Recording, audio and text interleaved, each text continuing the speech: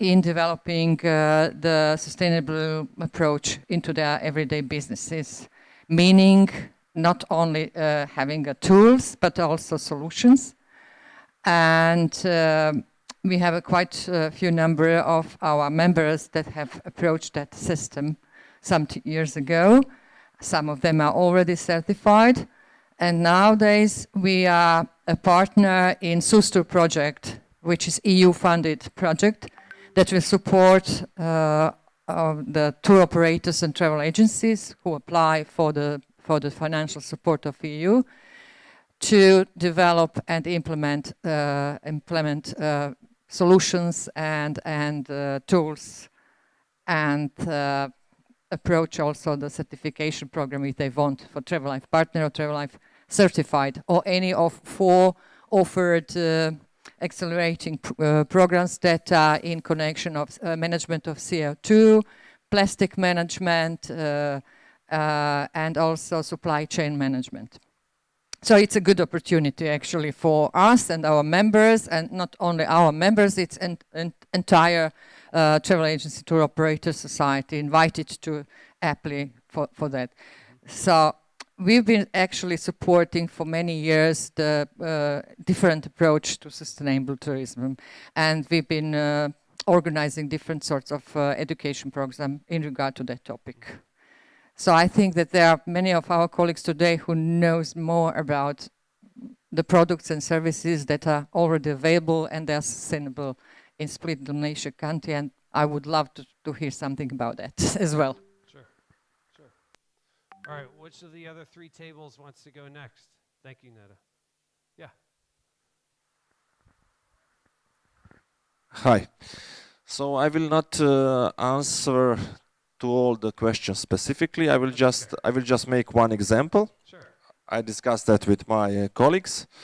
It's about National Park Krka Waterfalls. It's one of the most interesting locations here nearby Split, and it's also one of the most attractive excursions that the guests are going to when they are here in our destinations. And the national park in pre-pandemic time, they had a problem. They had a lot of visitors. Is the national park in Split? No, it's 1 hour drive away from here, okay. Up north. Okay. And they had a problem, a lot of visitors, but not only that was the problem. It was the problem that only the biggest waterfall called Skradinski Buk was the point where 90% of visitors were just there. Yeah, and they think about it. What can they do? And the project was, I think, called Unknown Treasures of Krka, of River Krka, and they started to develop the middle and the upper curse of Krka. They had a goal to make all visitors to visit the upper course of Krka, and the project is underway now. And the most, I think, the most important thing is they are now developing an eco campus Puljane.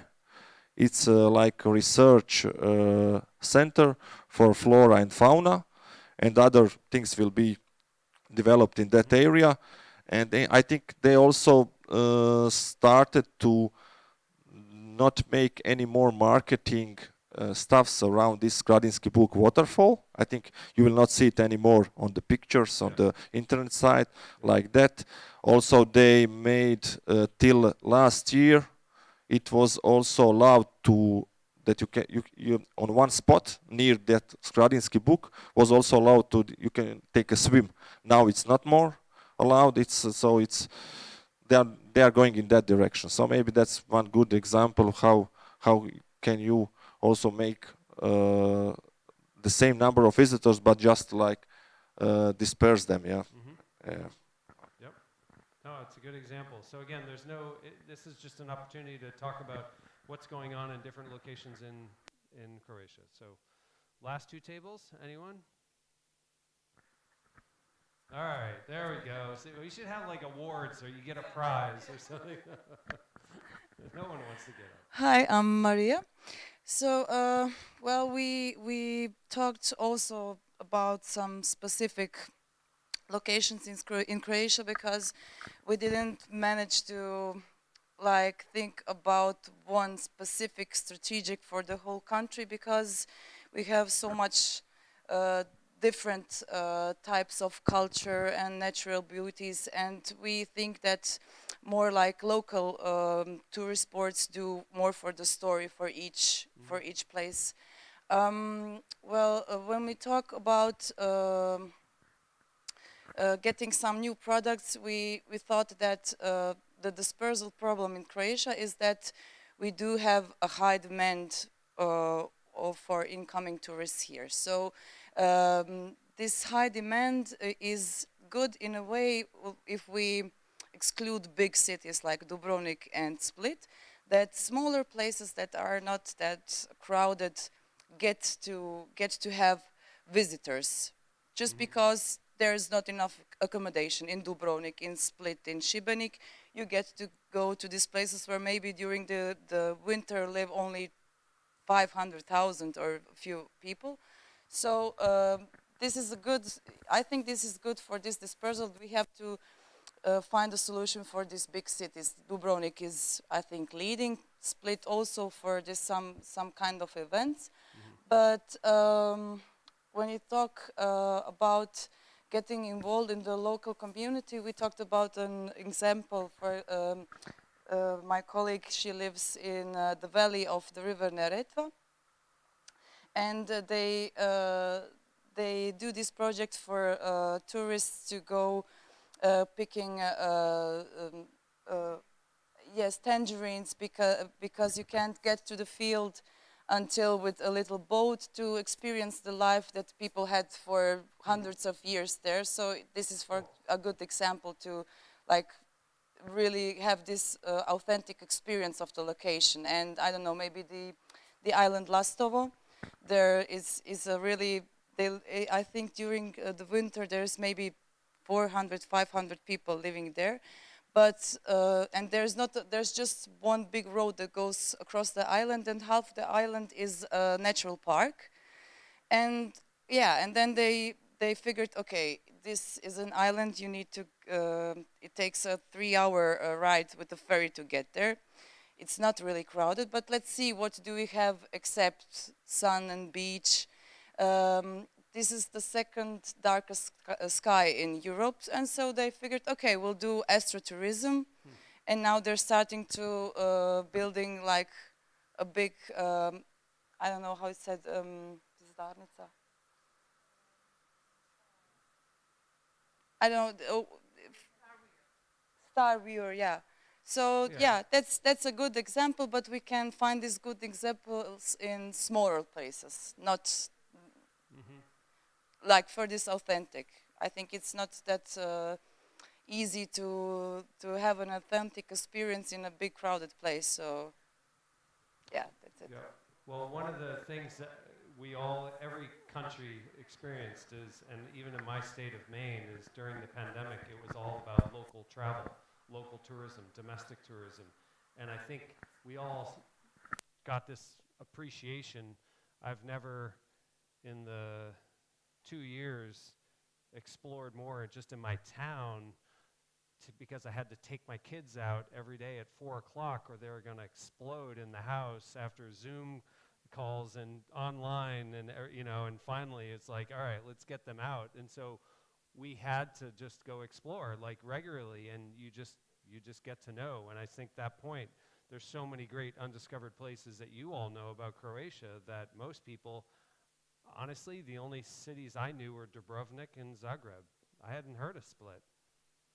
So as an American, so, I think that's just people just, Italy, they think of Rome, they think of, so it's very focused. So this has been a wonderful opportunity. I like the phrase, and I'll say it later, what's good for the locals is good for tourists. And that's been the wonderful change that's happened over the pandemic. Is we've really, not every destination, but a lot of destinations have really improved their local travel experiences to help the local residents. And so now, as we start to welcome back international travel, international tourism, some destinations have been having travelers more than others. You know, the experiences, I think, are better because the locals are more involved, they're part of the discussion, and I'll talk about that later. So these hidden gems are now being discovered because people realize, yeah, I don't know if I want to go to Dubrovnik because it's so crowded. Maybe we won't spend 3 days there, we'll spend 1 day, do it, and then go somewhere else. So I think that's just one of the benefits of this time. So last group, anything to share?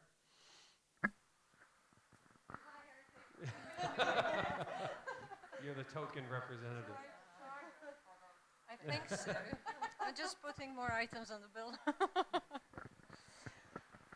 So hi, I'm Vese, for all of you that didn't see me yesterday. I was again very loud. So we did tick a lot of topics because this is really a huge topic for Croatia, and we would say that there is some form of destination management on a paper. It sort of exists, but it's not really executed on the field. And there are lots of gaps between different sectors in the industry, and that's probably the reason why it doesn't function. So I guess more working groups, more brainstorming might help to bridge the gap. Yep.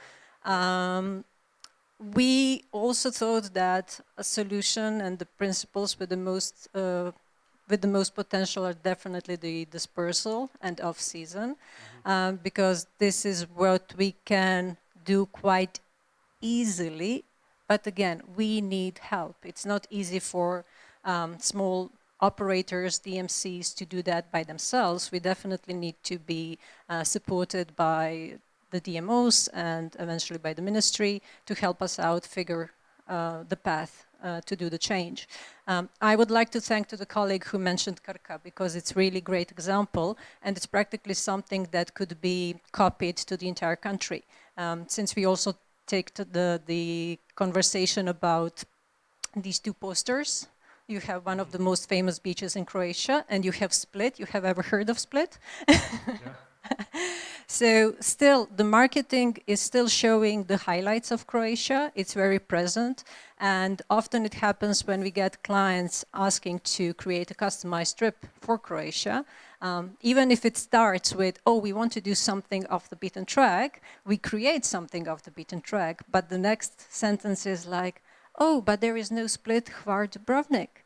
So where are you taking me? Like, are those places in Croatia? So there is this huge gap. So a lots of marketing in general needs a shift. So we really have to make market aware that there are other gems within the country that we can use, and that way help the dispersal of the clientele. And then in terms of which tourism sectors, I would say that it probably comes to the individual DMCs, agencies, hotels who have chosen to follow the sustainability path. Some are pioneers, some are following. I really think that workshops like this one and having the topics and conversations around sustainability need to be more vocal, more prominent, and more often, so they could reach a wider audience and maybe generate the shift in consciousness, if I may use this word. So people would actually start thinking about these approaches, because it's not something that's on the high priority for many businesses. I mean, we know what's the priority for business. I don't say that it's not priority for mine. I also have to pay bills. But we do things slightly differently. So I hope people would follow the path. Yep. And did I forget something? That's it? No, I'll just say, you know, me being a first-time visitor to Croatia, coming in April, obviously this is the off-season. It's wonderful just to travel around, but I can also tell that when it is busy, it's busy, and you can just see. So I appreciate being in a location like this and having it to myself, and just it's not as crowded. The restaurants aren't crowded. I live in Kennebunkport, Maine, which got known because of the President Bush family owned property there, and now every Republican that has to go there and visit and see the house. And, you know, so I'm in a tourist town, and July and August, you can't, like, the locals take off. Like, we can't go to local restaurants unless you're going to go at 4 o'clock. You really, you take a couple months off and go somewhere else, or do things at home.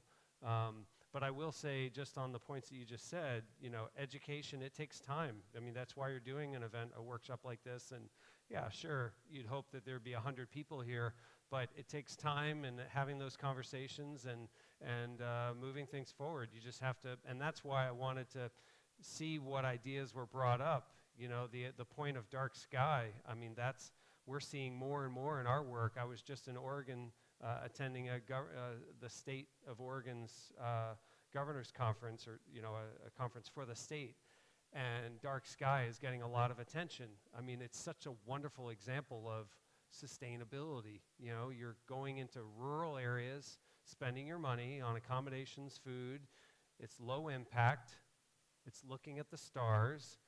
It's an amazing experience. I've been there. There's dark sky locations in Maine where I live. It's a totally different experience. When we're filming in Sedona, and I'll show you later, we had our own dark sky experience because we were out doing time lapse at nighttime. You'll see these beautiful time lapse, and you know, we're out at 12 o'clock at night, just under the stars, filming, and it's awesome. But these things take time, and having these examples, and that's why I wanted just to push you guys, if you don't mind, to just talk about it and see what ideas and examples come up. So thank you for all you sharing just right now. So I showed this slide yesterday, just what story should you be telling, and I think at this point we're definitely getting a good consensus here. What's unique about Croatia? I will say too, so many destinations are doing destination marketing still. Now they haven't made the shift to destination management, and I was going to comment on, you know, the beach, the hotel, classic images. It's still everywhere.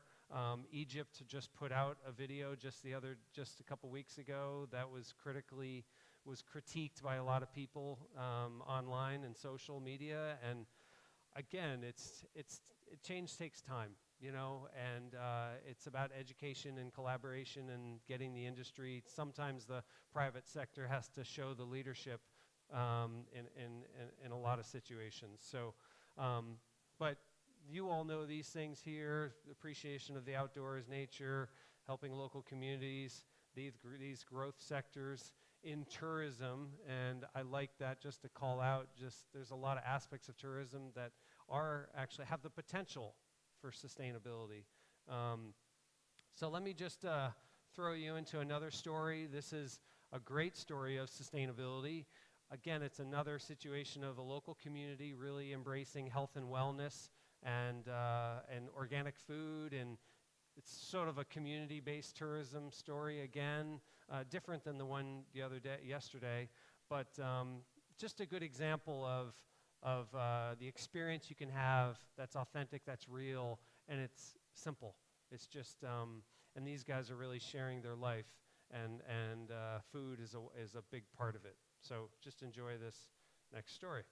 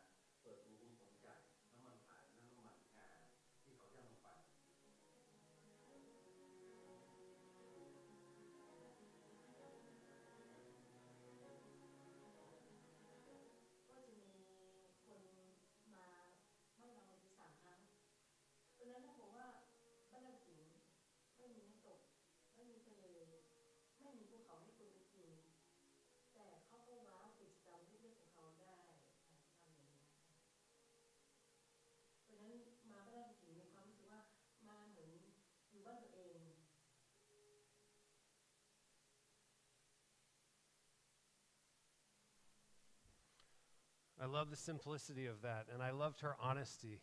No waterfalls, no mountains, nothing crazy, but just a simple day in the life.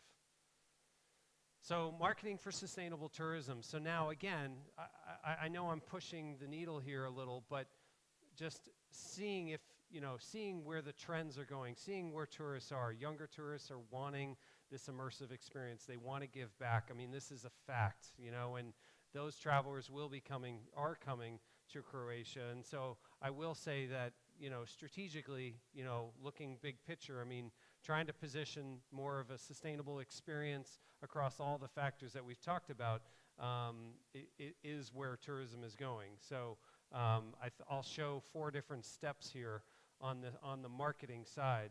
But the infrastructure, I mean, we talked about it. We've talked about Dubrovnik. We've talked about, can a region handle the volume? So saying that the infrastructure, is it in place? What are the negative impacts of the destination and I think also the experience? And then remember too, the locals.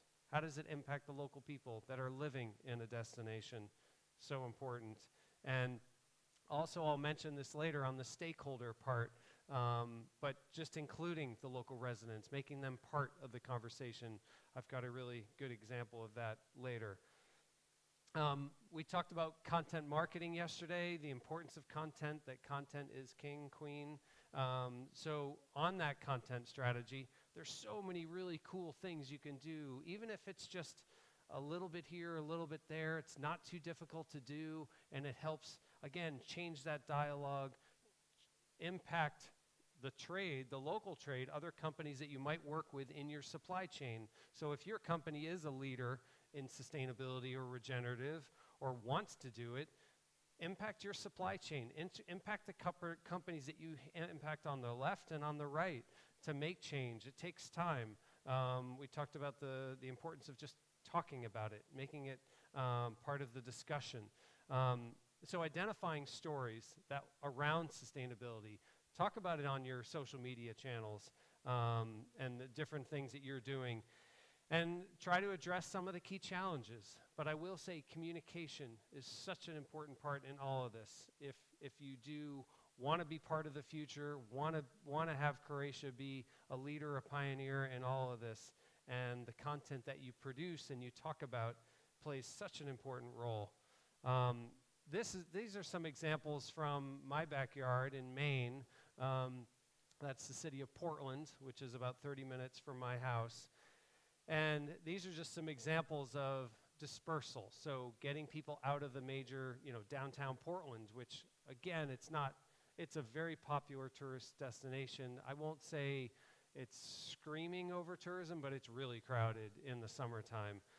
It's been voted the top food destination in the US many years now. And so you get all the foodies coming. But looking at dispersal, getting people out walking, getting people out biking, kayaking, just getting them out. I mean, that's really what dispersal is. Also, too, this sign right here, which I wasn't aware of, there's what they call the Portland Freedom Trail. And it's a whole trail system, like my hometown of Boston, there's known as the Freedom Trail, where Paul Revere went in the whole battle with the British years ago. And they sort of spun off on this, but the Portland Freedom Trail is locations of Black history that was put together by a local nonprofit, and there's all these places all around the city where you just celebrate and read about some of the Black history in Portland. Again, something I wasn't aware when we went up and filming. So supporting historical trails and getting people out and accessibility and so many things you can do, supporting local culture, indigenous communities now. Like I said, this is where sustainability is going, at least in the US. I mean, it's screaming inclusivity these days. You have to, it's very exciting, but you also have to be really careful too, because you don't want to offend anyone with the things that you do. But supporting local communities. So we just were filming up in Portland just last fall, actually, during the pandemic, and it's a whole story on the arts. Portland's known as a real food destination, but they've never really talked about the arts and culture. And so we were filming in locations outside of the core downtown. So when people do travel to Portland, they see these videos, they'll go outside the town because the arts is everywhere, and it's not just concentrated. So that will impact and support local communities, local businesses, because people are going off the beaten path. And then education. Education for the trade, for us in the industry, but also for visitors.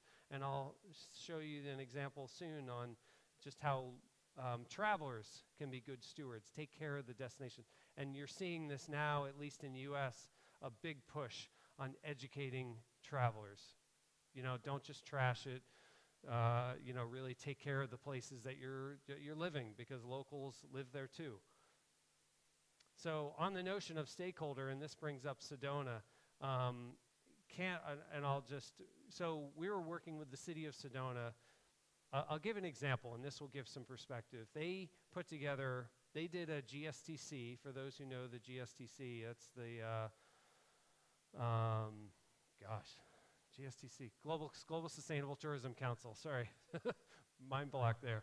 But they're really known for standards in sustainability. They have, I think, 14, 13 principles, something like that, a lot, that are really, it's a roadmap. They're a great organization. They're a nonprofit. I know them very well. We've worked with them on various projects. We're writing an article for them soon.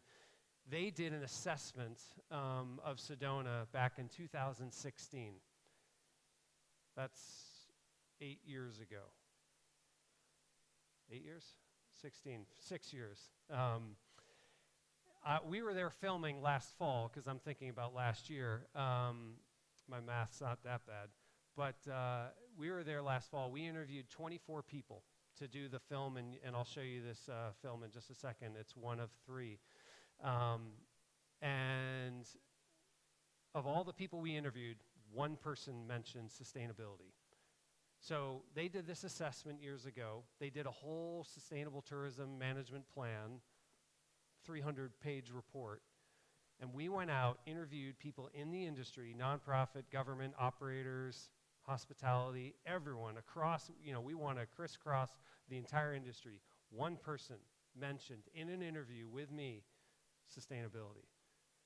Ironically, everyone mentioned, a lot of people mentioned leave no trace. So one, the concerning part is no one's talking about sustainability, how it's part of the fabric, it's part of, so again, just keep that in mind. A lot of destinations are still working on it. There's a lot of work that needs to happen. Change takes time. But on the other hand, a concept like Leave No Trace, which is a nonprofit in the US that does work more in, you know, low impact travel and taking care of the environment. It's more in the outdoor community. But because that concept was more understandable, it was easier to grasp. People knew of Leave No Trace in the US market. And versus sustainability is too vague. What is it? I don't know. I keep hearing about it. Sounds intimidating. So again, there's a lot to discuss there. But my point is, we then, in doing this work with Sedona, I instituted and said, look, we have to do all these community events if you guys want to get the community involved in your tourism plan moving forward. Because the story here is, Sedona is a town of 10,000 people. They get 9,000 people. Actually, the population just dropped because it's getting too expensive to live there, so less people can afford to live there. But they get about 4 million tourists a year. 4 million. It's a tiny community, 10,000 people, 9,000 people. So the locals are pissed off. They don't want more traffic, more trailhead congestion, trash. You know, they call it the 3 T's. There's a lot of problems, and the community is really annoyed just at the local tourism chamber. And so the chamber's like, well, what are we supposed to do? So they've cut back, like was mentioned. They've stopped their marketing to other people. They're doing more stewardship, but they're also really needing to educate the local community. Like, guys, you moved here for a reason. You were tourists here at one point. you know, this is a community that's been grown up by people moving there. It's a beautiful location, as you'll see. And so there's this interesting dynamic of the community versus the tourists. And again, it's another long conversation, but we instituted these community get-togethers simply to talk, to hear their voice, to listen to them, but also educate. Educate, like, guys, you're not going to turn off the tourism, as we would say, spigot or the water. It's going to keep coming. You know, Sedona is on the map. It's a known place. People mention the top mountain biking places in the United States. It's up there with Moab, you know, for hiking. It's known as the day hike capital of the U.S. Again, it's a beautiful location. And so we did all these events and community get-togethers to talk, to have conversations. And that has been instrumental. And they're now doing it because we were like, and the local chamber was not planning on doing it. It's like, are you kidding me? You've got a problem with your community? Talk to your community. So again, a very simple situation of just the importance of stakeholder engagement. So I'm going to now jump into this next breakout session. And here, I wanted to throw up a lot of the different groups that you could potentially collaborate. I like this discussion because and I'll put this chart up after I go to the next slide. But this shows in your industry, in the supply chain, you can't just be your own little entity. You are reliant on other people. You have to work with your stakeholder, your supply chain. Every business does, big or small, or the successful ones do. So think of all the different organizations that you work with, both now and in the future. And if you're producing content, again, leveraging our discussion yesterday on storytelling and content marketing, if you are producing new content, who's going to share your content? Who will you work with? Who will you collaborate with? Maybe you can collaborate with someone for brand new content that you've never produced before. So again, thinking of those stories. So who could help share your story? How can you engage with them? How do they benefit?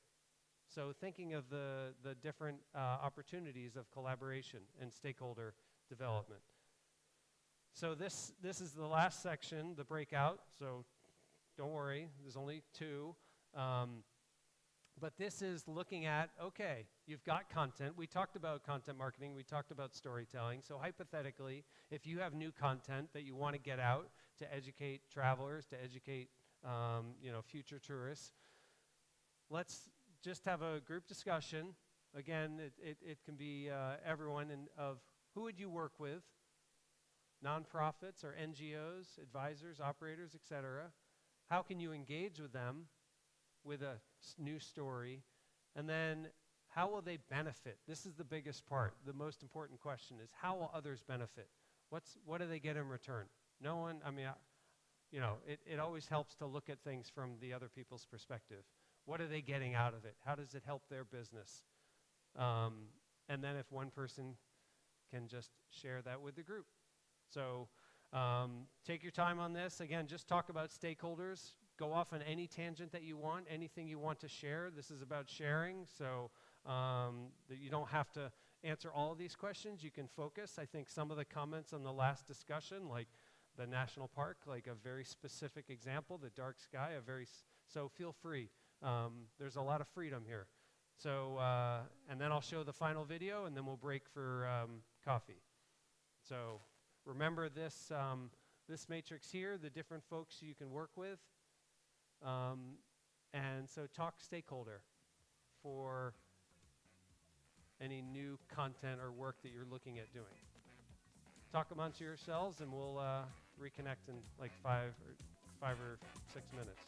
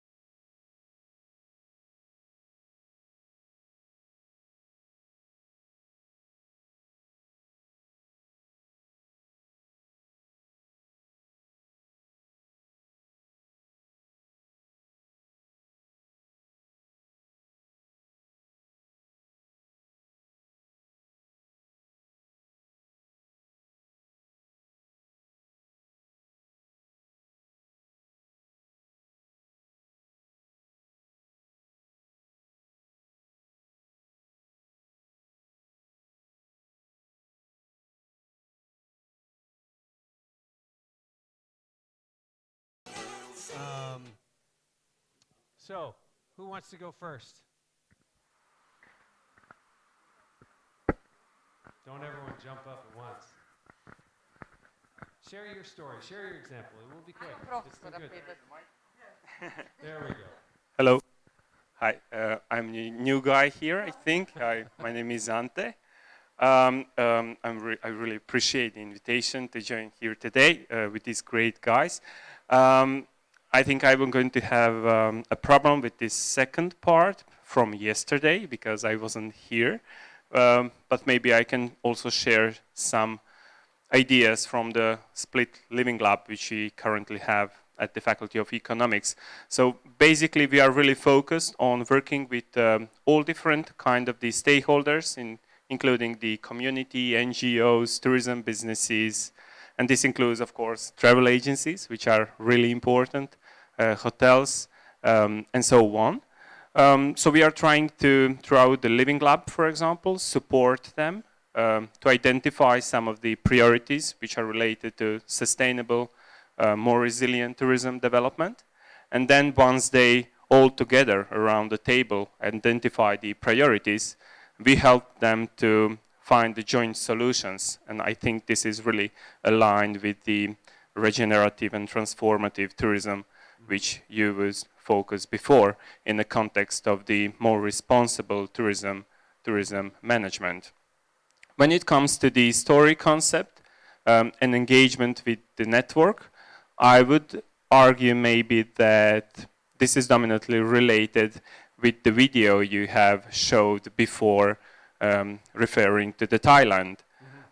So if you want to create a sustainable content in tourism, a responsible tourism story, of course it has to be founded on the bottom-up approach, meaning the involvement of the local communities, as in my opinion, tourism today should be focused on delivering to community, and tourists are here also for themselves to immerse in the local community, to get enriched from the experience of the local community, but tourism is also here for the local community, and this is particularly related to the well-being of the local community, both as a society and as a local economy.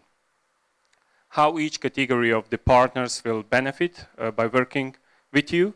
Of course, when it comes to the split living lab, from our position, everyone benefits, as this is like really great opportunity to share different ideas, to engage into the discussion. We are completely against the blaming someone for the problems in destinations. For example, private sector entities usually blame public sector entities, and the public sector entities usually blame private sector entities. So we are mediating here, and we are trying to make them sit around the same table, make them try to work together and to find solutions. So in our case, in the context of the split living lab, everyone who is involved is benefiting, and these are all different kinds of the stakeholders. And when it comes to the story concept and let's say one community-based driven tour package or something like that, of course tourism is in benefit, but also all different guys and the entities which are involved in the tourism value chain. So this is of course community, but also travel agencies, hotel, transporters and tour guides. So pretty much everyone who is participating in the design or delivery of such transformative visitor experiences. Cool. Thanks. Great. Thank you. All right, who's next?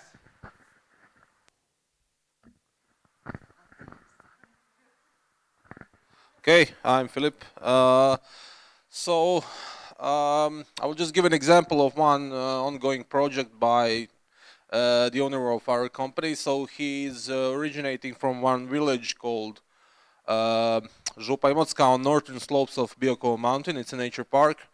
As many other places in Dalmatian hinterland, it has the very similar destiny. People in last maybe 50, 60 years were going from there to to the coast, to the bigger cities, or to the other countries in Europe or over the world. And they basically didn't have any significant development in like decades. So people who remain living there were really having a rough time.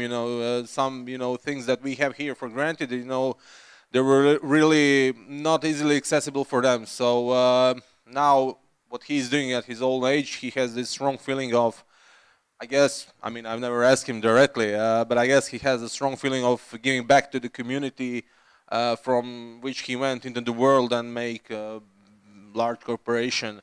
So what he's doing now is, he started with building villas in that village, just to have some people coming, and basically simply to enable locals to have some kind of cultural exchange with the foreigners.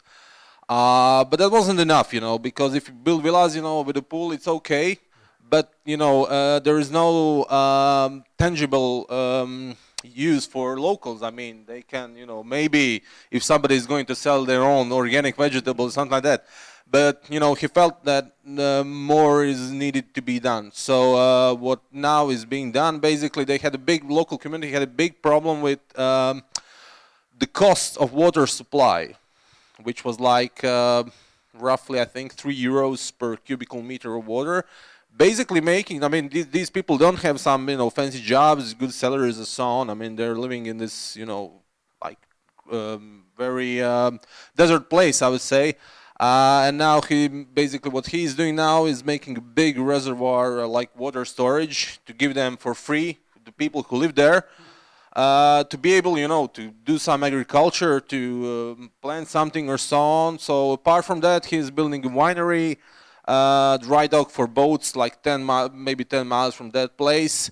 So obviously some new workplaces after decades will be open there. And also, local government is included in terms of securing the, access to the electricity, some things needs to be done about that. So basically this was the example of including more of these stakeholders and, some kind of use for all of them, That's basically it, yeah. Okay. Realizing that a lot of, one of the phrase we typically use is people are in their silos. So getting out of your silo, and they use silo because a grain silo, U.S. farming history, but getting, tearing down those silos so people all work together. So you're not just focusing on just what you're doing, but you're looking at everyone and how this development or this guy's work can include the local community, can include local organizations to help everyone rise up. So, okay. Next, either one of the last two groups?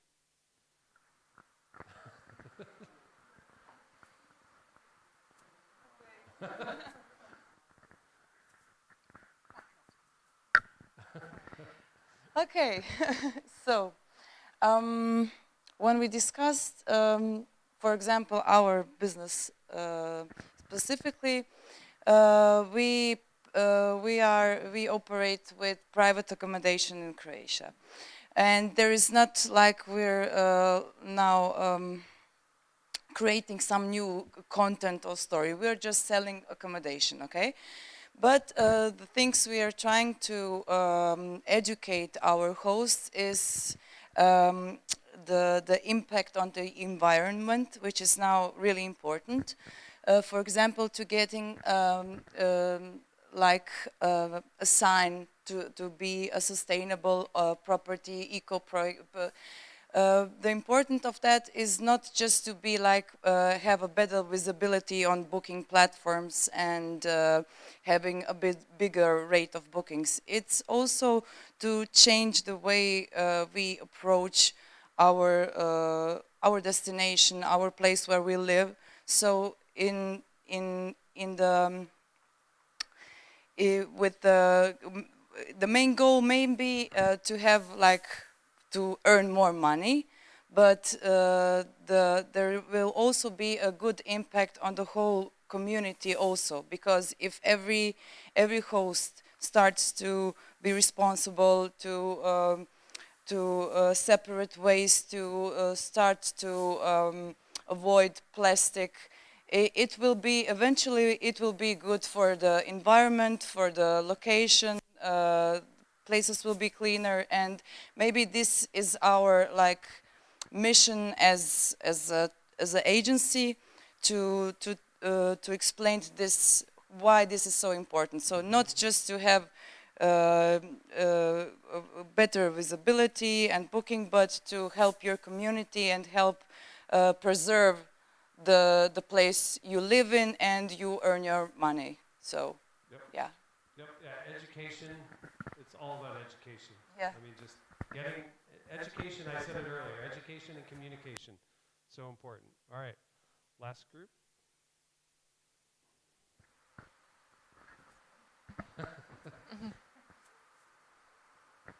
Hello, my name is Lucia, and we will continue something about education. So yesterday we came up with a story concept that would be like teaching people who go sailing about history, about the pirates, fishing, how you can make that fish, and like teach them about how people used to live in Dalmatia many, many years ago.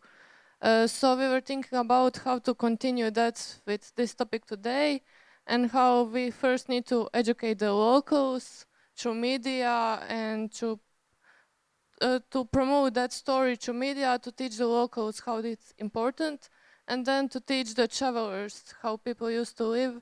And we were thinking about cooperating with the town, like Omish town and the fortress, the local museums, the DMCs who do storytelling about these old times, and how they can engage with that story with us.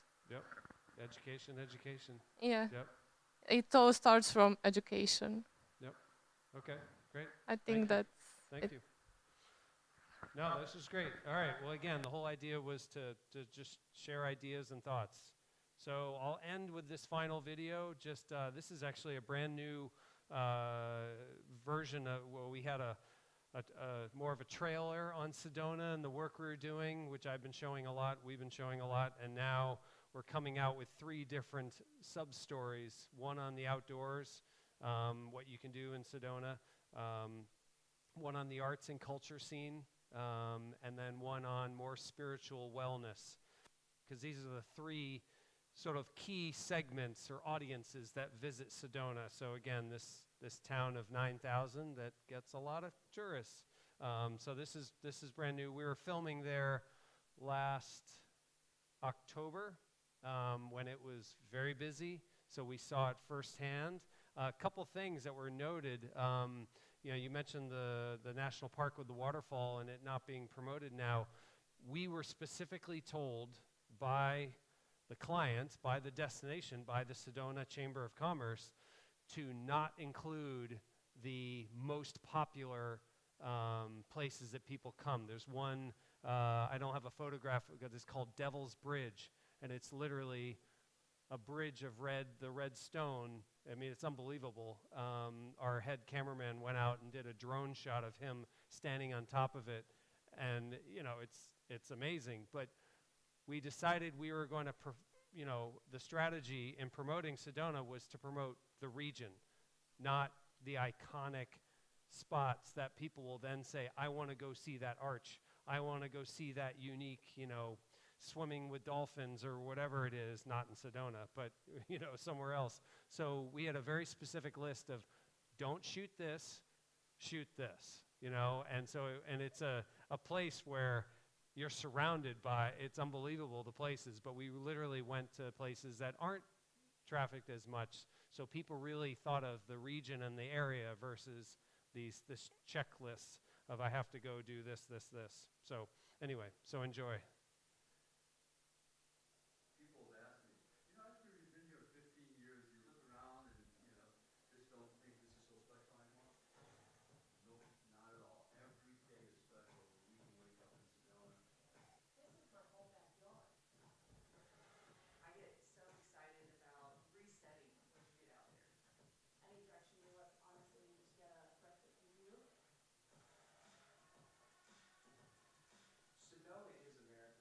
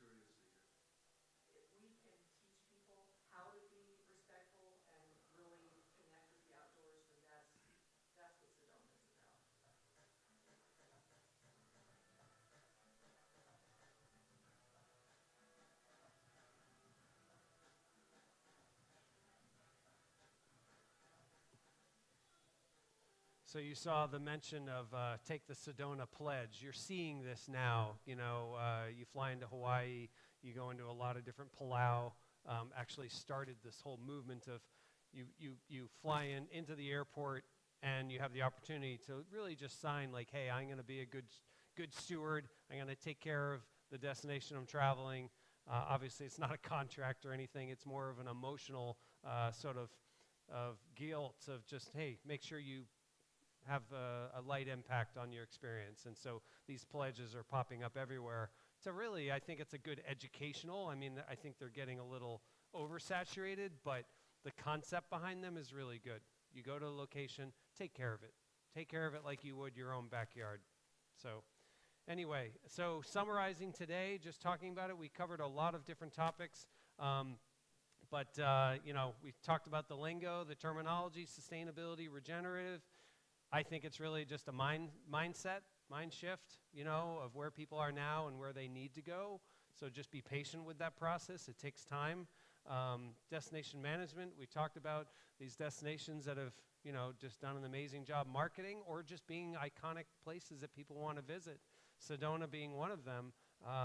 Now it's really, okay, we have to shift to how do we manage it versus just market it. Excuse me, and then marketing for sustainable tourism. There's a lot I mentioned in that. Do what you can do. You know, I just take baby steps. Take it step by step. Don't overwhelm yourself. There's a lot of good insight here, but just take it. You know, do what you can, and then local stakeholders. I mean, some of you mentioned it in our discussion.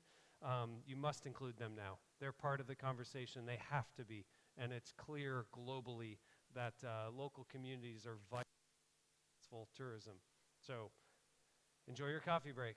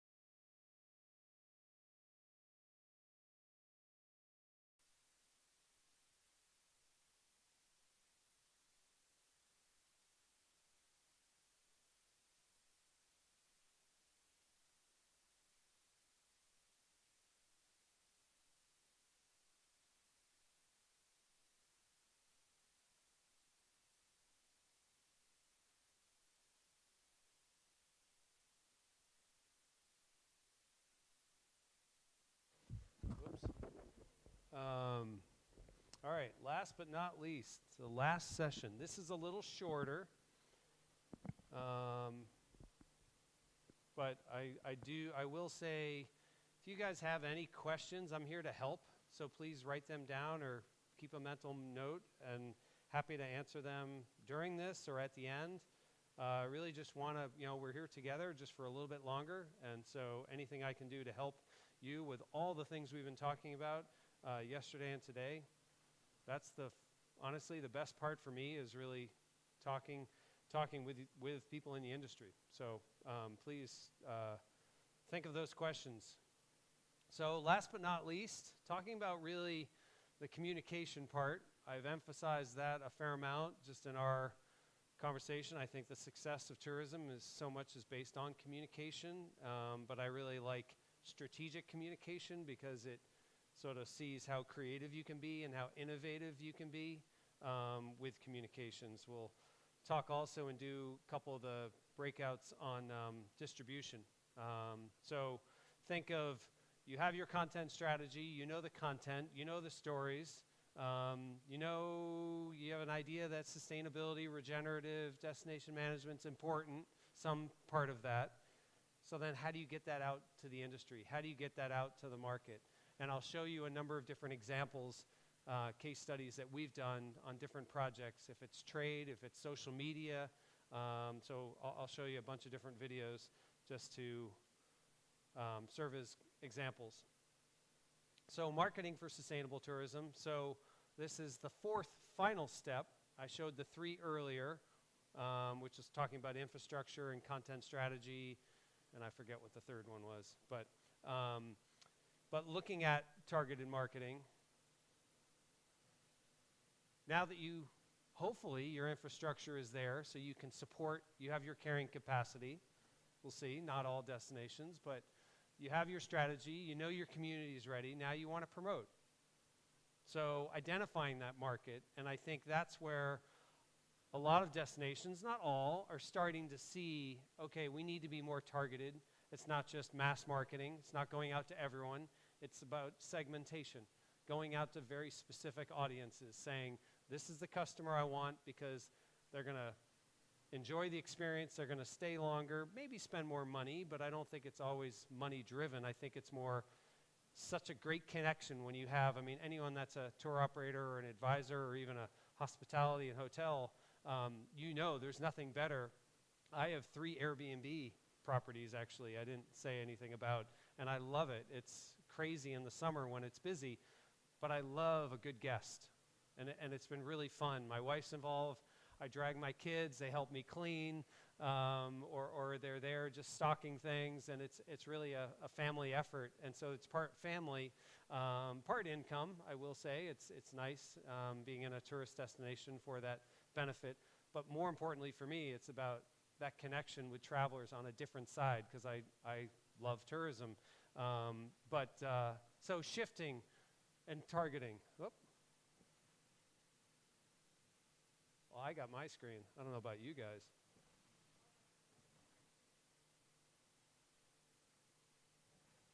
You guys don't see that, do you?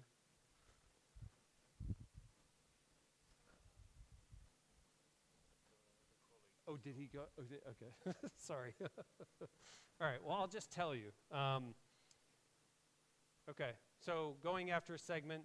The next slide, I'll just tell you, I can turn around my laptop if you want, but is sort of playing off of this high value. So, and I don't know if all you know high value, low volume.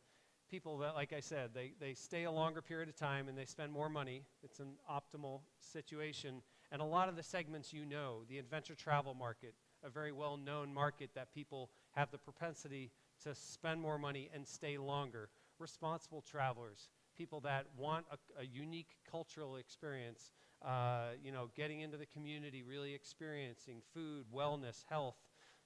You've heard of slow travel, people that just want to slow down, take their time. Now you're seeing more nomadic travel, where people will go. Now, they don't necessarily spend more money because they're just sitting on their laptop working, but there's a lot of different segments. There's also bespoke so more on the luxury side, people that are really looking for immersive experiences.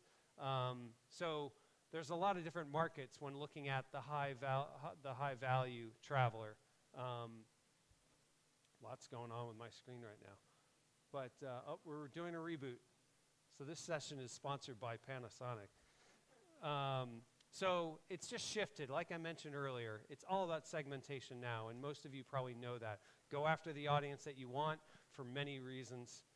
Okay, this next slide I'm going to wait because it's a good one to show you the different examples. Whoa,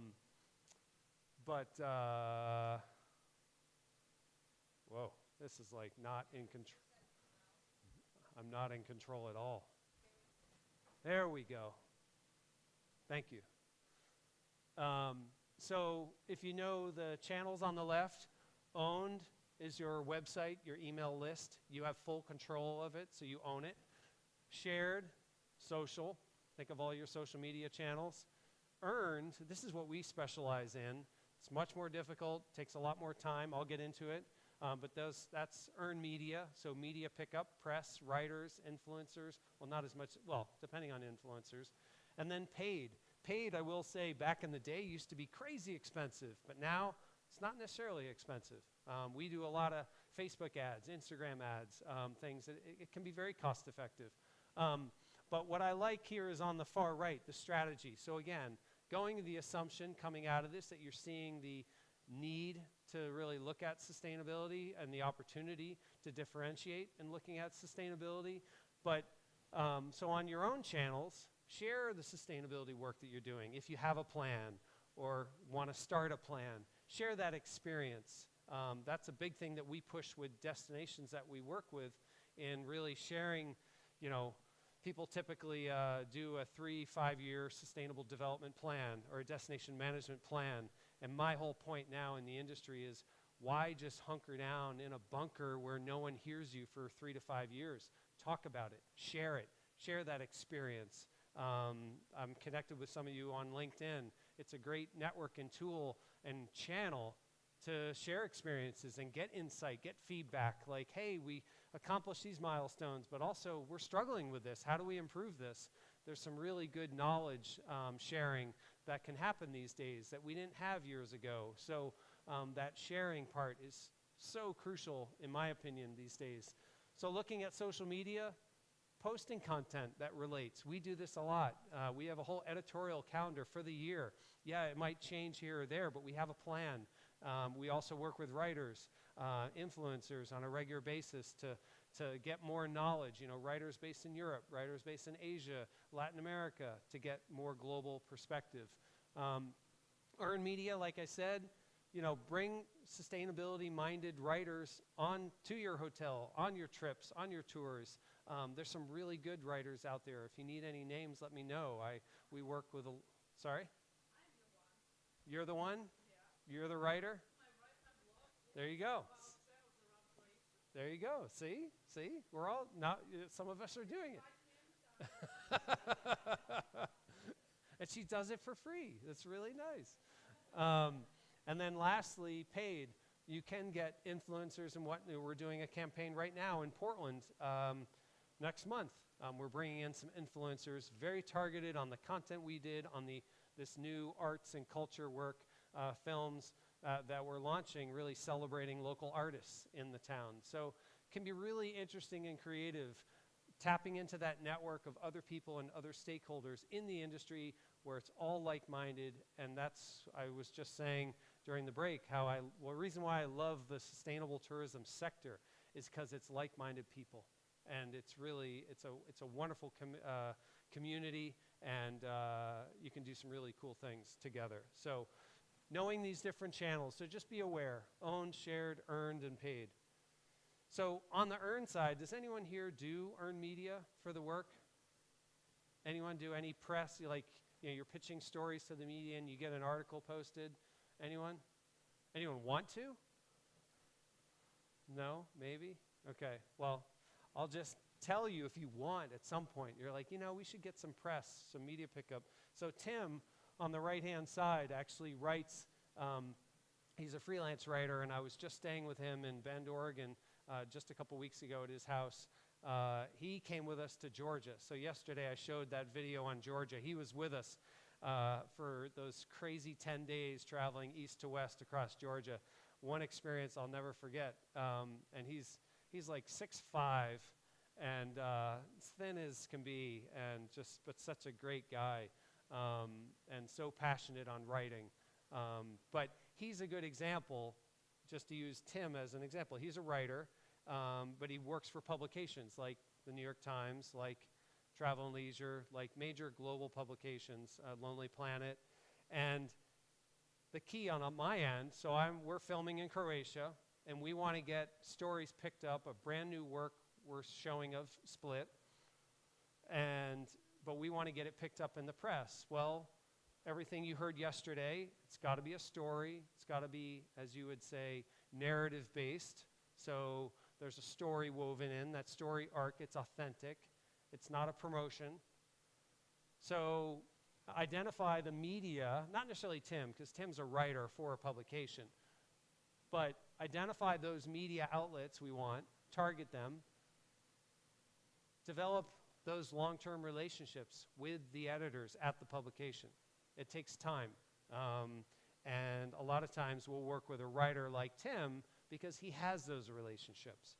So when we were filming in Georgia, Tim was our writer. His job, being embedded with our film crew, was to write articles while we were there. I give him as much creative freedom as he wants. He can go do whatever, but he's with us on this 10-day journey. But then he's also he came up with an article on ski resorts in Georgia. While skiing is dropping in other countries around the world, Georgia's building new ski resorts. Not something you'd normally see, a unique story. So anyway, going to the media part, I'll sum this up because most of you, doesn't seem like you are looking at it, but if you're ever curious, earn media is you really just want to get to know the media outlet, establish a relationship. It's very simple. Keep in touch with them and be respectful of their time because it is the media, and if you get annoying, they'll shut you off.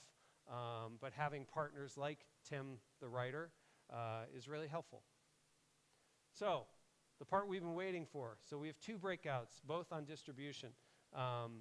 This is looking at the matrix that I just showed you a minute ago. Who is the audience you're trying to reach? Is it consumer? Or is it the trade? Or is it both? So that's one question.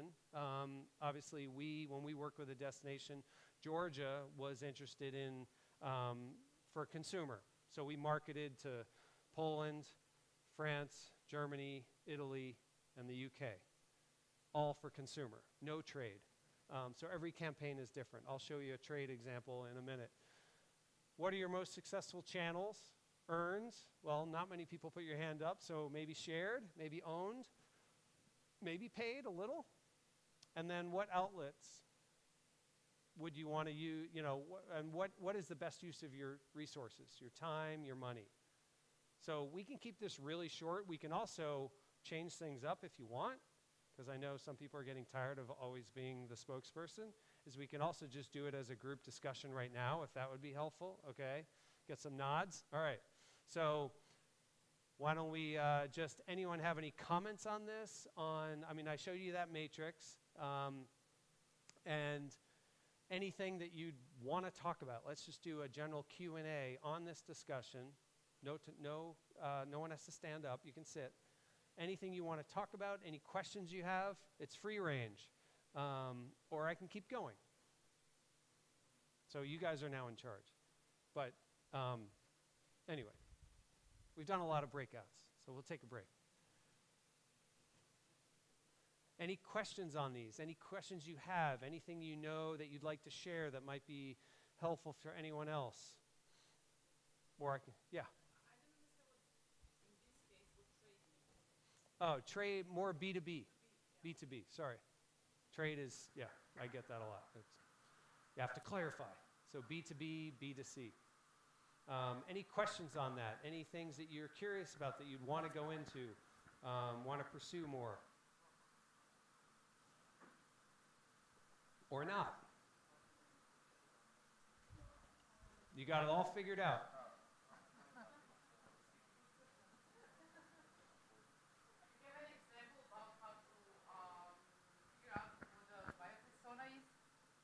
A what?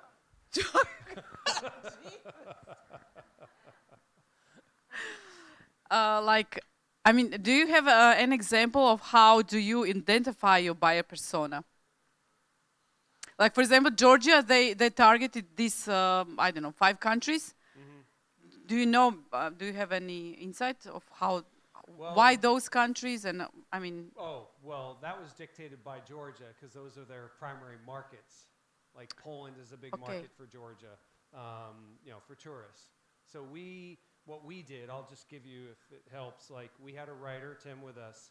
So he did pitching more of the media, consumer publications, both online and print. And then we had influencers that we worked with who would market to those different markets. We had one influencer in each destination. So we had one in Poland, one in Italy, one in France, one in Germany, and one in the UK. So the buyer persona for that was dictated by the destination. We didn't identify that because they're going to know what markets they want to hit, and they wanted to keep it focused on those markets. How they came up with that, I think, is going to be a bigger question on how a DMO gets there. I mean, a lot of it comes through surveys, through coming in through passport control. You know, sometimes they're getting data there. So, but how they come up with that data, I can't answer. So, thank you. It's a good question. And it's like everybody likes to talk about these new tourists, but we talk about new tourists for the last more than 20 years. Sure. And I know they are out there somewhere. Sure. But it's very difficult to find out, I think so, if you're a small business. Yep. You don't have that kind of budget that you can pay someone else to figure that out. Yep. But I think we all have the same problem here, how to get to that future Sure. customers. Sure. No, I mean, the targeting and segmenting is extremely, I will say it's more industry or sector specific. Like I'm sure advisors is going to have one channel, operators is going to have one channel. You know, I mean, media is one channel, so it really is just going to depend on the sector. But okay. Any other questions, comments? I can keep going. Okay, I'll keep going. All right, so gonna show just rapid fire a bunch of different case studies, a bunch of different videos. So this is my backyard. This is the most photographed lighthouse in the state of Maine. There's a lot of lighthouses. We're on the coast, similar, different coasts, but very similar coastline to what you have here. I mean, it's a very rocky coastline all the way up Maine. But it's just outside of Portland. And what was unique here is we had 3 DMOs that never worked together before. We brought them together. Because what we're seeing, talk about buyer persona or traveler trends, is people when they visit Maine, and I don't know where this data came from, but it's also kind of common sense. People come to a location like Maine, it's on the coast, but it has a very large inland experience in the mountains, more in nature, is that people go to the coastline, then they go to the city, they want to have their food and their beer and their comforts, but then they also want to experience nature outside the coast. And so that's really, it sounds logical, but these regions had never worked together before. There's 9 regions within the state of Maine, you know, and Maine is one of 50 states in the US. But these 3 regions, in my opinion, how I qualified, because I made a presentation to all of them in a stuffy little room up in northern Maine, you know, a year before, and they were the most progressive regions. I knew one of them, Portland, personally. I knew Lynn, and said, Lynn, who are the more progressive regions that want to do something different, that want to collaborate? Some people don't. They're in their silo, they're happy, they're good, they don't want to work with anyone. Okay, no problem. But who does want to work? Who wants to innovate? Who wants to, and so this was such a successful campaign of these regions working together, sharing resources, cross-promoting. Never had cross-promoted before. My gosh, the coastal region does not want to promote Portland, and Portland does not want to promote the coast. Ever heard of that situation before? So So it really, but again, just that point, like this happens everywhere. It's territorial. And people forget, though, you have to look at it from the traveler mindset. When travelers come to Maine, they go to the coast, they go to the city, they go to the mountains. Like, that's part of the experience. Very rarely people do one without the other. And so, also, I think the other interesting part was we launched this cam during COVID. We filmed in 2019, and we launched it in 2020. We had to get the content out, and the shift had been to local travel. So it was promoting all within the state of Maine, not Quebec, not New York, not Massachusetts, not international. It was all in-state. Again, we talked about the benefits of local travel. So, yeah, so see this, this is just the summary of, we were there for 9 days, and this is a summary of 3 different stories that we did on the 3 different regions. But, so they all, I will say, they all got their own content. So the coastal region got their content, Portland got their content, and the mountain region got their content. So they did get their own content, which is understandable, because each region is special, and they have their own channels. But then we also did a trailer, which I'll show you, of that combines all of them. And it was the most successful video of all because it shows the real Maine experience. Again, people want to do all of it, and it follows that traveler journey. So think of Croatia. Where do travelers go? They don't just go to Split. They don't just go to Dubrovnik, or Zagreb, or the islands. They're going to go multiple places. So.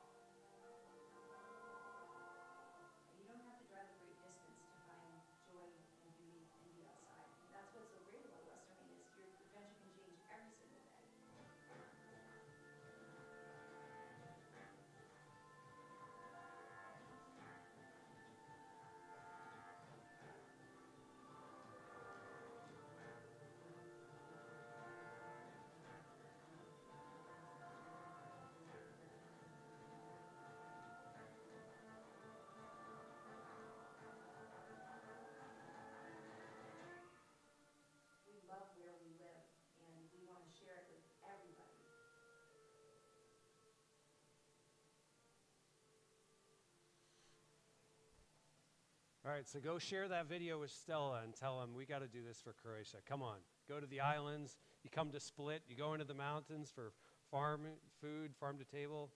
Anyway. So, but looking at the distribution, how we marketed it, social was key. This is actually my wife in the bottom right-hand corner. We went and had some pizza, took the kids, and then went jumping off these rocks into this lake. And the story of John and Sarah, a farm brewery. He's a brewer, she's a horticulturalist. So what a combo. And they now took an old farmhouse and built a brewery in the barn. I mean, so cool. And their story is, we promote their story so much because it's so real. It's so authentic. It's about helping the local community. It's about stewardship. You know, they're giving, but they want to help the community, make some money, sure. But this is their lifestyle. This is what they do. They're doing what they love. So looking at some of the results, these results would, we would not have had a successful campaign, one, if we had great stories, great content. The stories drove it, and you got a little sampling with that trailer. Two, if we didn't have these regional collaborations, these regions coming together, there's no way we would have gotten this media pickup. Again, the power of collaboration, cross-promoting, sharing resources. These regions had never done it before. So it is possible to create change. And we were just really happy with having that campaign and having these regions. And now they're still working together. Other regions are not, but they still are. So this is taking us back to Georgia. So I showed the film yesterday on One Blood in Georgia. And this is just another example of different channels how to promote. So we work with the media. If any of you have anyone heard of Tastemade before? They're a travel social platform for food travel. So it's just a big foodie play, and they really target millennials, Gen Z, younger. It's all about food, food, food.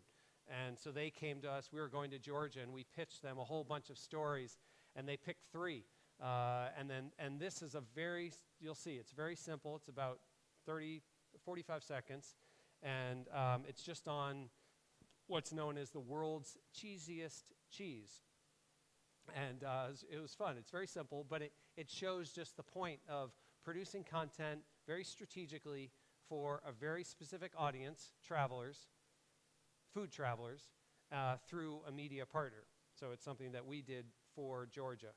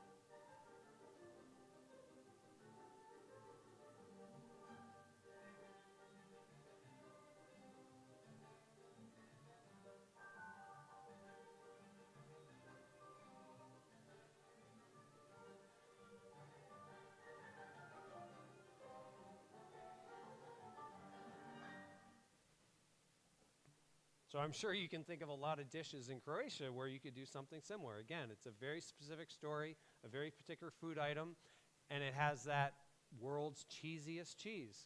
Gets attention.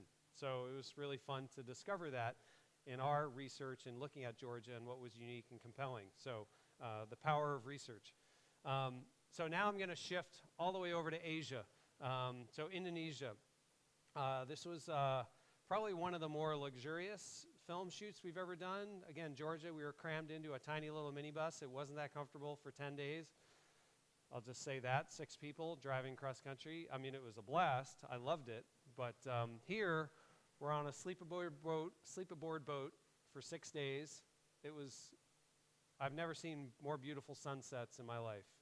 It was really, climbing up the mast, jumping off the mast. This is our home. Raja Ampat is a very remote area of Indonesia. It's an archipelago of 400 islands. So again, knowing the islands off of 1,200 islands off of Croatia, just a great story in looking at a remote area where it is about soft adventure, it is about sustainability, and there's a definite luxury component here for the guests that are on board this beautiful boat, all built original old Indonesia-style wood. So I'll show you this, and the story behind here, the message is, again, looking at distribution. I just showed you social distribution. This is more trade development. There's a very specific, we worked with the operator called Sea-Trek, a local inbound operator. We work directly, when we film, we work with operators. We work with the industry. We don't come in and work with a film crew. No disrespect, guys.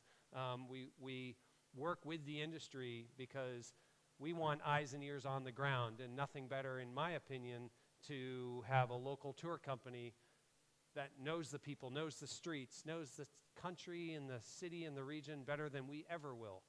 And that was really important has always been important to me, because it's one, supporting the industry, but then also creating, we know at the end, we're going to produce really good content because we have really good partners. So in this case, we had a really good partner that we worked with in developing this story. So I'll let you experience Raja Ampat. I switched this around. I'll show you the stats first to shake it up a little. We did 10 total videos. So a short video is about 3 minutes, but a social is anything from 15, 30 seconds, 45 seconds, a minute. So it can get really short. And then we got great trade media pickup. So again, we pitched the media. The writer that we had pitched the Chicago Tribune randomly and got a full-page spread on Birds of Paradise, which was again, a story we did not plan in advance. We knew we wanted to see it, and then it just happened. So a lot of times things just come together. If you're doing thorough research on our end, things just happen, and it was a great story. But we also had, more importantly, is we directly pitched operators in the United States. So this market, Georgia was targeting Europe. This strategy was targeting North America. So we pitched, and this is just a couple of the partners. We had pitched outbound operators who were selling Asia. We got them to pick up this new trip experience, Raja Ampat, because of the work we did. So that was really key. Ultimately, though, the sales. Increase in sales of 41% because of the work we did. Great numbers, great ROI, great return on that investment, showing because the content was engaging, it was story-based, it was not promotional, the media picked it up, the trade, if I say trade, B2B, picked it up, and that was really nice to be able to show, hey, this is, sales grew because of the work we did. So now I'll show you the film. Or this is one of. We have a whole ton of them. I just picked one. Raja is a place where you can get lost in nature.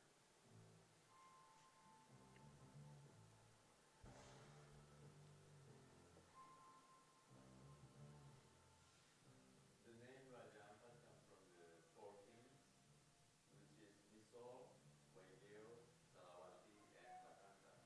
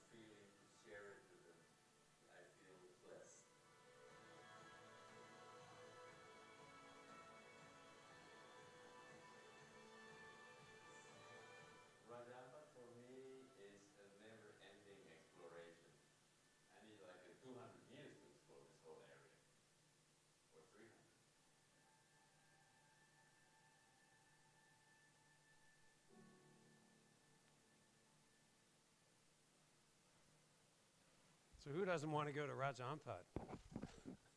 And I will say it hurt a lot jumping off that mast. That was me. And then I came up. I had like leaned forward just a little bit, and I felt like my chest just got broke. And I popped out of the water, and I was lying there, and I was like, "Was that good?" And they're like, "We need you to do it again." I was like, "You kidding me?" Like, so I like climbed up eerily. But yeah, I think that's an experience. And I look at just the brief time I've been here with Croatia, what about the amazing stories that are here? Little snippet into his past, his future. The little snippet into the past of Georgia. Every destination has wonderful culture and heritage and history. And so just embrace that. That's part of the experience when travelers come to Croatia. I've never been here before. Excited to come back and spend more time. And I think that's the one thing that is authentic and real of every destination is your history. We will not talk in this one. I think the last one was successful. But I do like this discussion, and so looking at, because I wanted to talk here just to get a discussion on who do you all see who's doing it right? Who are some of the leaders? Who are some of the pioneers, some of the leaders in Croatia that are doing distribution right, that are doing well in marketing, doing well in promotion, that have a good stakeholder development work? There's got to be some.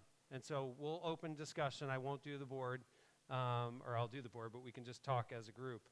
But just curious to see, like, of the questions I put up here, I just wanted to try to spark some dialogue, spark some discussion.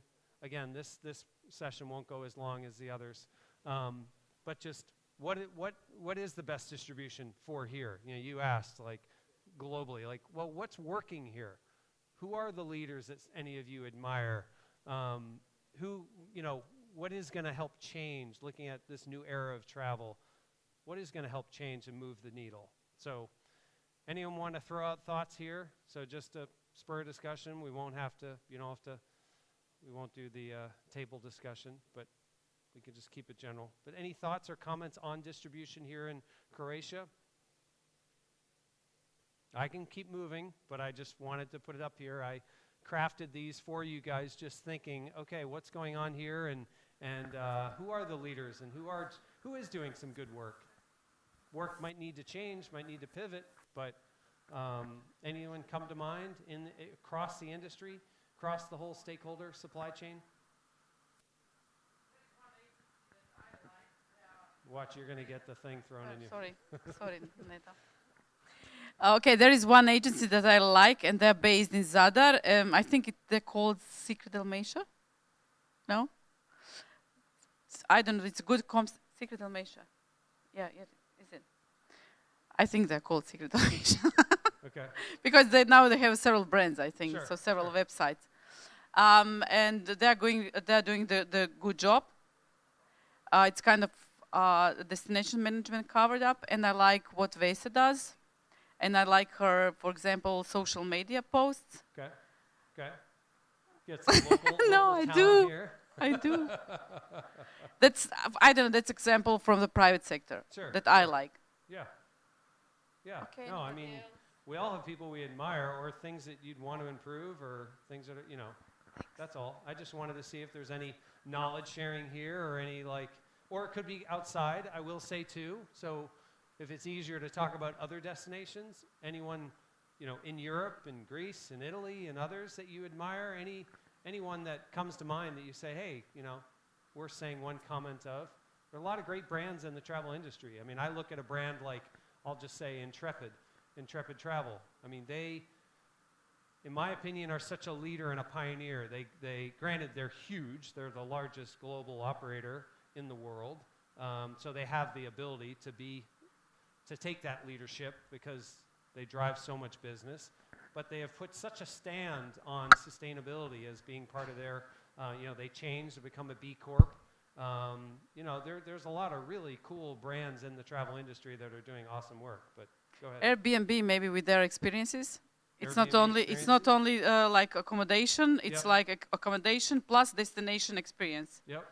So that's a good example, Yeah, I I think, as wonder well. how those are doing. Do you guys know, are they popular in Croatia? Yeah? Okay.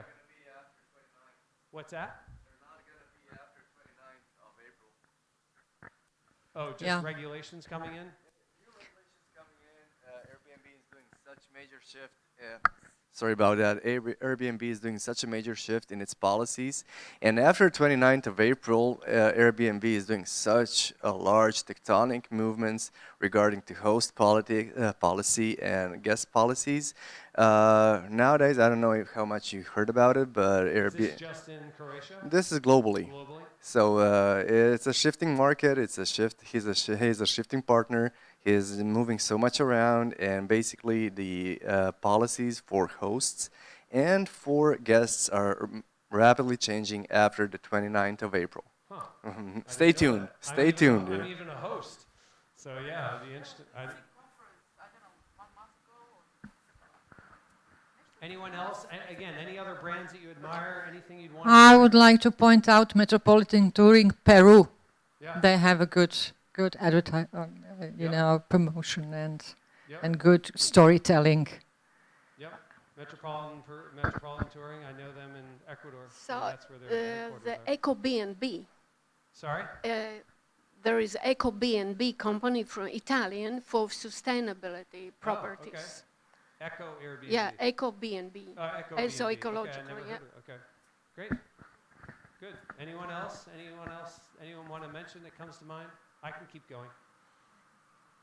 I can tell the Q&A is going to be really good.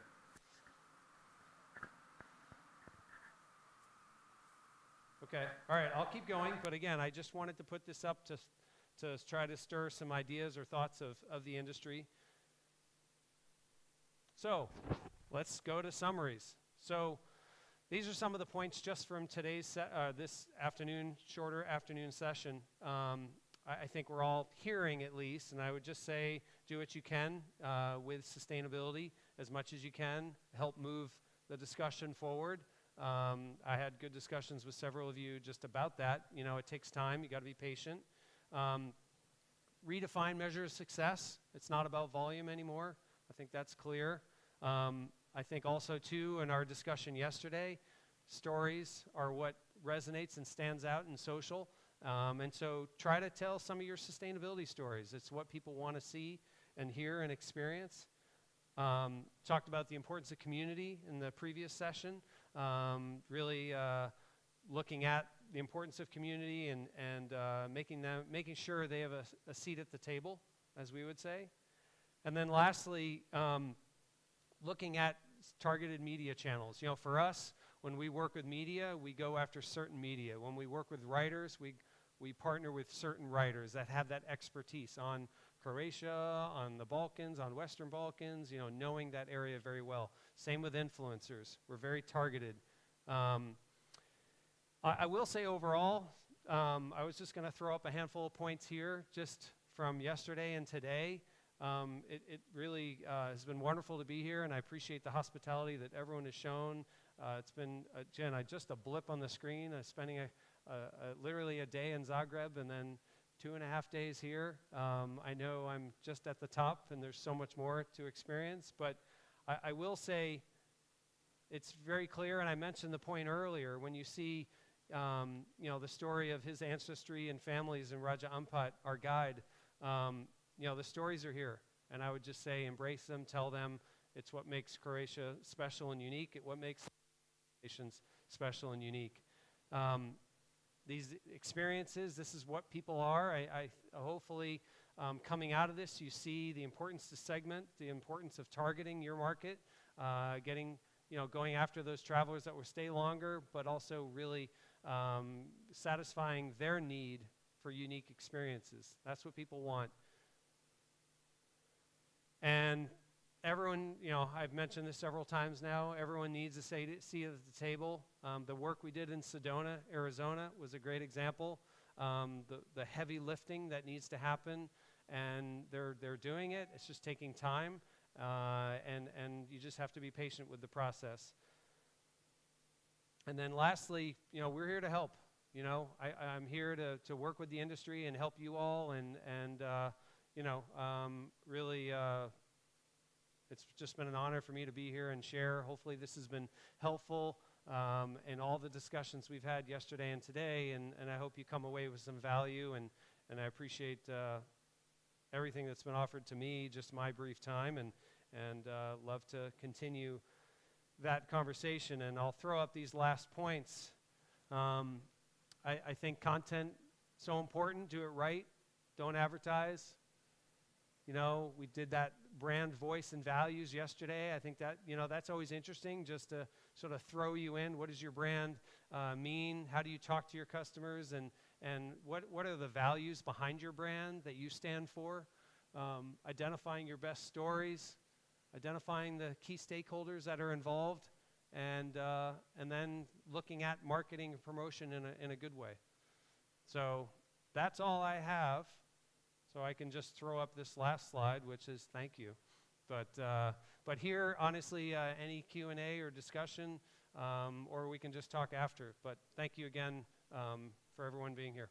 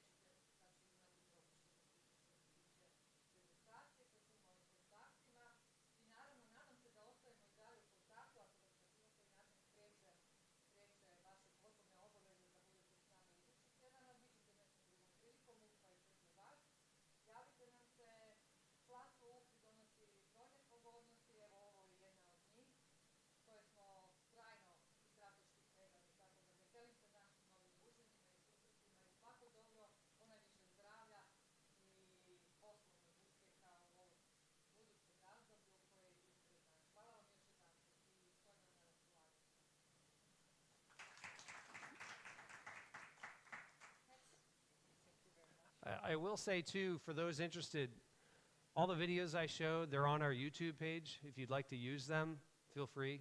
They're free, you know. So we do have a lot of people in education and private companies that just like to use that content. So feel free, and you can reach out to me. LinkedIn's probably the best way just to keep in touch overall. And I was going to say too, if we wanted to do a group photo, just up here, just if you guys don't mind, just thought it might be nice. They're going to get the presentations from Sure, yesterday today. sure.